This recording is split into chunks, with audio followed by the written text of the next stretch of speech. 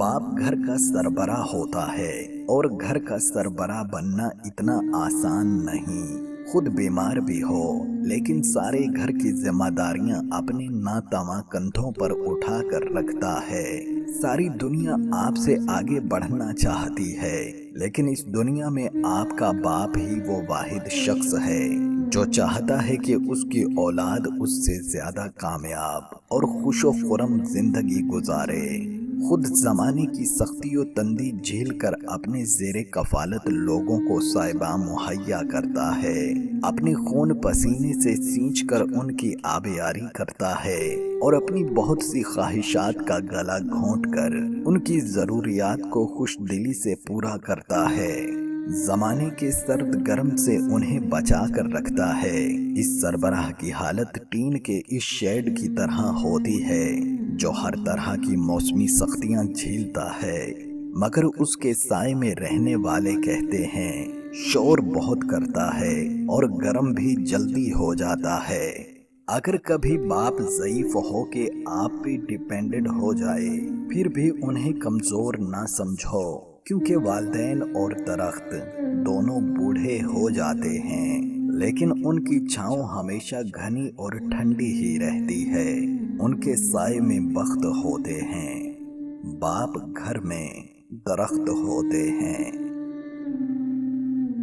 अल्लाह की ज़ात जो तमाम खूबियों की मालिक है, बुजुर्ग बरतर है और अपने बंदों को सब कुछ अता करने पर कादर है, जिसकी मोहब्बत आबे हयात है, जो इंसान को अबदी जन्नतों में ले जाता है। दुनिया ख़त्म होती है, जिंदगी नहीं। और क्या उन्होंने अपने ऊपर परिंदों को पर खोलते और सुकेड़ते हुए नहीं देखा, जिन्हें रहमान के सिवा कोई नहीं थाम रहा। बेशक वो हर चीज को देख रहा है। कुछ शामें जिंदगी की ऐसी भी होती हैं जहां रफ्ता रफ्ता सूरज नहीं हम डूब जाते हैं। जुस्तजू प्यास की शिद्दत को मजीद बढ़ा देती है। इस सूरत में कि पानी जरूर मुयस्सर आएगा। सब्र और जबर की जंग में जीत हमेशा सब्र की होती है। खंडरात में बदल जाने वाली पुरानी खूबसूरत इमारतें इस बात का सबूत हैं कि हमें भी भुला दिया जाएगा। बेइज्जती का जवाब इतनी इज्जत से दें कि सामने वाला खुद ही शर्मिंदा हो जाए। कितना ही खूबसूरत एहसास है ना कि अल्लाह को अपनी मोहब्बत का यकीन नहीं दिलाना पड़ता। अपने अंदर के बच्चे को हमेशा जिंदा रखें। हद से ज्यादा समझदारी जिंदगी को बोर कर देती है। इंसान के पास जो होता है ना उसने वही तकसीम करना है।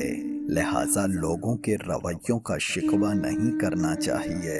जरूरी नहीं कि सबकी झोलियां प्यार, खलूस, अपनायत और बेगर्जी जैसे मोतियों से भरी हुई हों। जहां से जो मिले समझ लो वहां देने वाले के पास अपनी ज़र्फ के मुताबिक इससे बेहतर और कुछ नहीं था।